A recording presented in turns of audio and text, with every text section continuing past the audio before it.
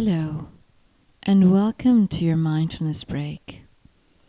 This is the introduction to the practice, Hello Loving Kindness. There are two wings to the bird of mindfulness. The first one is awareness. With mindfulness, we come into awareness of what is here now. We train the mind to watch with moment-to-moment attention of what's arising as it arises. And when the mind wanders, we bring it back again and again to the present moment.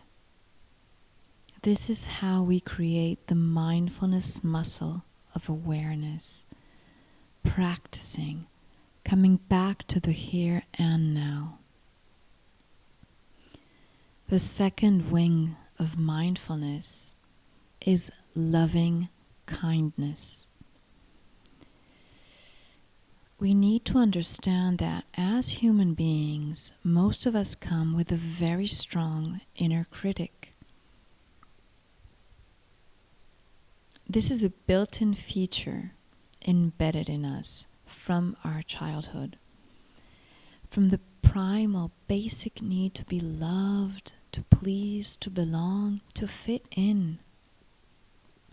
As kids, we listened, imitated, and obeyed to the rules that were required by family, school, and society in order to be accepted.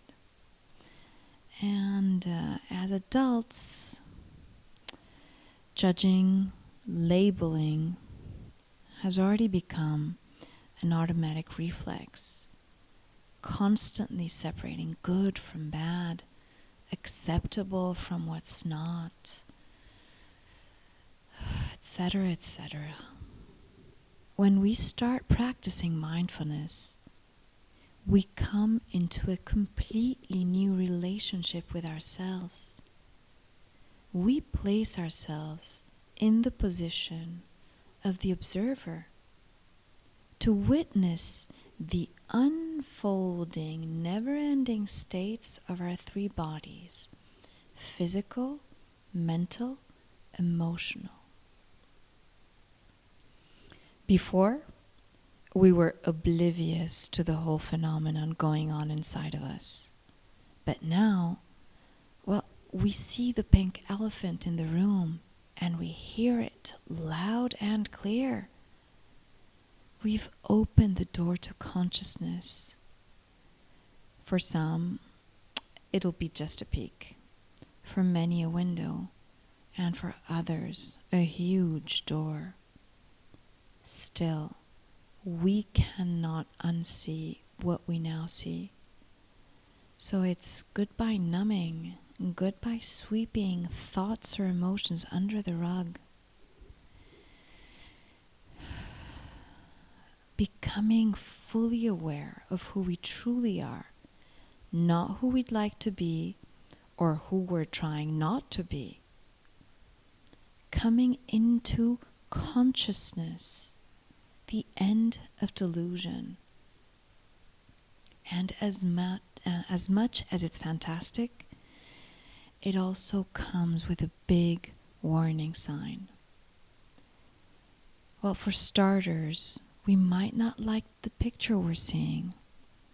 And at that point, we tend to unleash our inner critic, a rhinoceros breaking everything it finds in its path. Our inner critic could become incessantly triggered, starting to judge, label, and evaluate and condemn everything you do, how you do it, and why you do it. And it can get worse.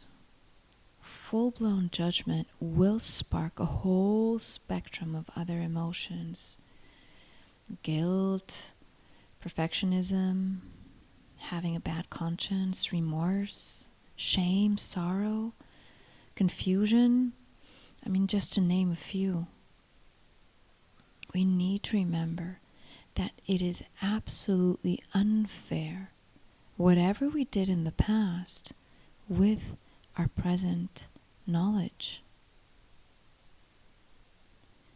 So, it is vital, it's crucial to understand that we cannot practice mindfulness, awareness, without non-judgment, or even better, loving kindness. We need to learn how to become that kind, non-judging observer of our emotions, of our body, and of our thoughts.